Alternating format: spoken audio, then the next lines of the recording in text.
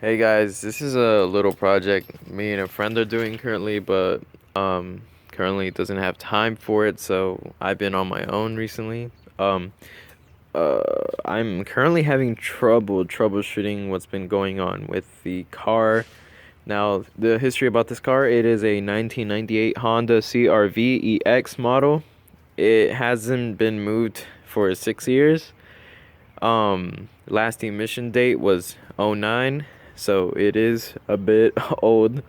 Now, for the past week, me and my friend have worked on it. Now, obviously, the first thing we needed to do was get a new battery, which we did from Walmart. Got that in, and that's all we did, just to see if that would help. So once we plugged in the new battery, um, we started up the car, moved it out the driveway, and actually took it for a little spin right around that cul-de-sac and worked fine. Now, an issue that still remains is the engine won't idle normally without bucking above 1,000 RPM or around there. It'll always stay under 1,000 and then it will die after a few minutes. That is the main issue which has been happening. So basically what we're trying to do is um, try and keep the engine running, of course, which is important. So once we took that first test drive, we obviously saw the power steering fluid was out, brake fluids need to be, obviously put in, and the basics and oil change. So we went ahead, put in an oil change, put in new power steering fluid, brake fluid, and we put coolant. Now for a second test drive, it worked really well. Power steering was well, everything, brakes were fine, just a bit stiff, probably need some new brake pads obviously. We do have a flat in the back which we will replace. We've replaced with a spare, but that one is also flat, so we need to obviously get that filled up. Now, this is a 4-cylinder engine, obviously. So we did replace the engine coolant, oil, brake fluids, power steering fluid, new battery, right? And then we saw that engine coolant was leaking, and which is a problem, of course. You don't want your engine overheating. So we took off the front bumper, laid it right there, and we found the leak, a ruptured tank or reservoir overflow tank. It was ruptured, and yeah, we took some of it out. We just have to finish taking the most of it. So important thing, we found the leak, which we will be replacing soon. Now that isn't our primary concern right now. Our primary concern is trying to get the engine obviously idling and running normally. We don't have to worry about overheating because there's no way it's going to overheat if the car can't even stay idle. So that's the engine. Haven't checked the spark plugs yet, which might be something I'll have to do ASAP, to narrow down my troubleshooting. But yeah, let me show you guys. This is the back tire. Here's the exhaust right there. So now let's get into the car.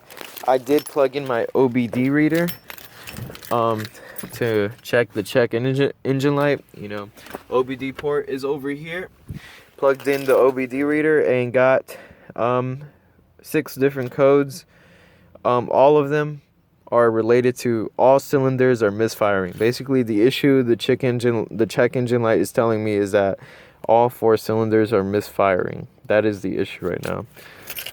So obviously that could be anything. It could be the fuel injector, which I want to check ASAP because that could be the main issue, obviously. But yeah, I'm just trying to narrow down my options. So I'll show you guys what happens when I start the car. So keys in, right? Power. Okay. So also another issue is I already bought the part for, where I'm gonna be replacing the temperature sensor because it is faulty. When we took it on our third test drive, it would go all the way to H, go back to the middle, then H again, which is obviously a bad problem. So we'll be replacing the sensor ASAP, probably today. For our third test drive, we pushed it as hard as we can. We took it around and then up a hill. It hit around 4,000 RPM. It went well, but obviously the issue is it can't idle.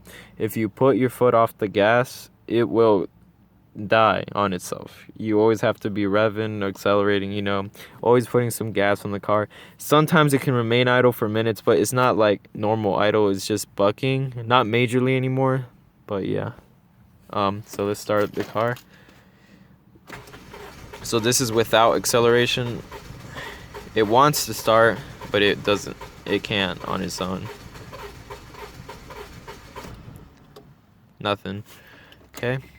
So now we'll try with my foot on the gas. Okay. So here we go. Got that. Okay. So this.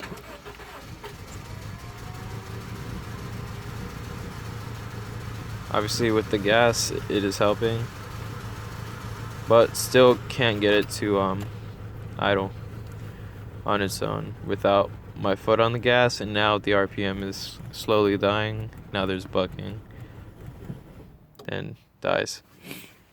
So that's the issue I'm having. So if any of you guys could help, that'd be great. I'll make some more update videos on things I find. Maybe spark plugs needed to be replaced. Timing belt was recently replaced, but that's all I can tell you guys. So hopefully one of you guys can give me a solution or anything based upon this video. So yeah, thank you.